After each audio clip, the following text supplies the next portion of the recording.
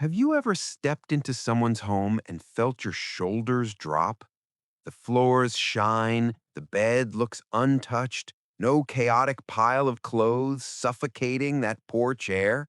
You think, they're just organized, right?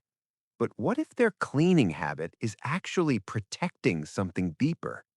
Psychology says clean people aren't tidying their tables, they're guarding their mental peace. And here's what most people never realize about them. Many clean individuals possess unusually high self-awareness. They spot details others walk past: a tilted picture frame, three dishes in the sink, a single sock on the floor. Does your brain even register those things? For clean people, small imperfections linger in their mind longer. Their mood actually shifts based on their surroundings.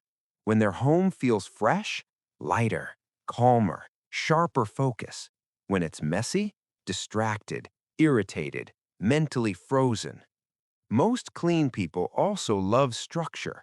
They crave routines. Knowing where everything lives gives them quiet satisfaction. Sound like anyone you know? Cleaning isn't random chaos for them. It's a system. Make the bed at 7 a.m. Put the coffee mug away immediately. Wipe the counter before sleep. These tiny habits create one big feeling: control. Psychologists call this personality trait conscientiousness.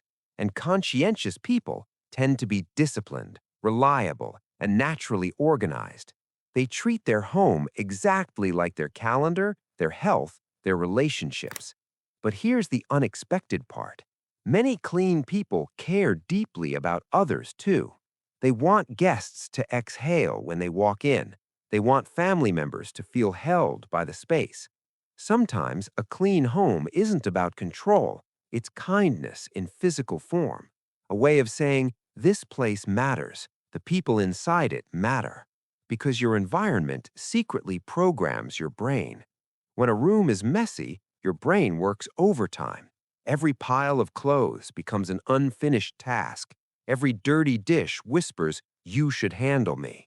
Psychologists call this visual clutter, and visual clutter quietly raises stress, anxiety, and mental exhaustion without you noticing. That's why clean people always say the same sentence: I can't relax if my space is messy.